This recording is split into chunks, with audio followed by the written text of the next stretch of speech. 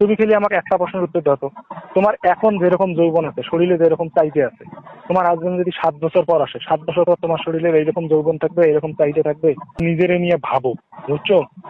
নিজের ভালো নিজেকেই বুঝতে হয়। তুমি যদি এখন মনে করো যে আমি আমার স্বামীকে মানে ধোঁকা দিচ্ছি বা স্বামীর সাথে আমি ইয়ে করতেছি, এটা আলাদা বিষয়, কারণ তুমি তখন বাধ্য।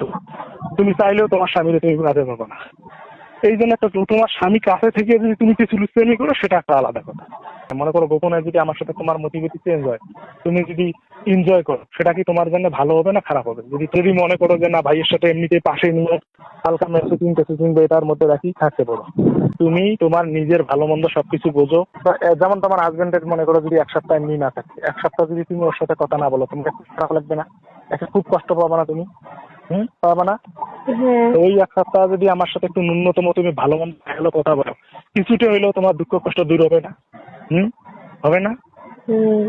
কিন্তু তুমি আমার কথা কখনো রেকর্ড করবো না, কখনোই কারোর সাথে কথা শেয়ার করবো না, কথা বলা শেষ করে কল লিস্ট গুলো কেটে দিবা। কেটে দাও না? তুমি যদি এইভাবে সারা জীবন থাকে তোমার নিজের যৌবন নষ্ট করতে চাও, সেটা করো। তুমি খালি আমাকে একটা প্রশ্নের উত্তর দাও তো, তোমার এখন যেরকম যৌবন আছে, শরীরে যেরকম চাইতে আছে, তোমার হাজবেন্ড যদি 7 বছর পর আসে, 7 বছর পর তোমার শরীরে এইরকম যৌবন থাকবে, এরকম চাইতে থাকবে? তোমার এখন বয়স 25, তখন বয়স 25 থাকবে? থাকবে? থাকবে?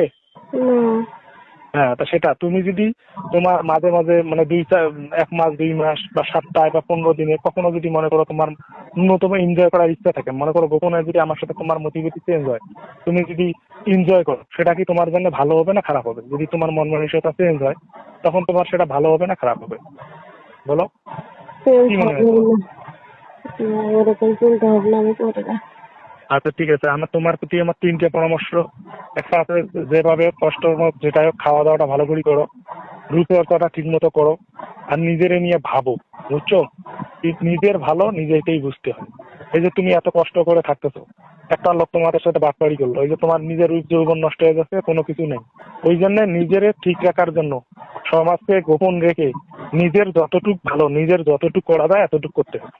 তোমার যৌবন নষ্ট হইলেও কারো কিছু যায় আসে না, তুমি মারা গেলেও কিছু যায় আসে না, তুমি বুড়ি হলেও কিছু যায় আসে না। তুমি যদি কখনো মনে করো যে না, ভাইয়ের সাথে আমি সময় কাটাইতে পারো, যদি মনে করো ভাইয়ের সাথে কথা বলি শুধু বলতে পারো, যদি মনে করো যে না, ভাইয়ের সাথে এমনিতে পাশে নিয়ে হালকা মেসেজিং টেসেজিং বা এটার মধ্যে রাখি থাকতে পারো। আমি কি কথা ক্লিয়ার বোঝাইতে পেরেছি? এই জন্য তুমি যদি এখন মনে করো যে আমি আমার স্বামীকে মানে ধোঁকা দিচ্ছি বা স্বামীর সাথে আমি ইয়ে করতেছি, এটা আলাদা বিষয়, কারণ তুমি তখন বাধ্য। তুমি চাইলেও তোমার স্বামীরে তুমি বাধে পাবো না। এই জন্য একটা তোমার স্বামী কাছে থেকে যদি তুমি কিছু লুচ্চামি করো, সেটা একটা আলাদা কথা। আমি কি কথাটা তোমার ক্লিয়ার বোঝাইতে পেরেছি? ওই জন্য তোমার মন মানসিকতা যখন চেঞ্জ হবে, তোমার যখন কোনো কিছু মনে হবে, তখন আমাকে ডাকবা বা আমার সাথে কথা বলবা, যেটা ভালো লাগে সেটা করবে।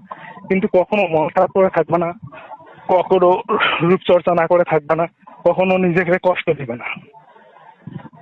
আমি কথাটা বোঝাইতে পেরেছি? তা ঠিক আছে, আজকে আর কথা বলার সুযোগ হবে না, কালকে আমি তোমাকে আবার ফোন দিব।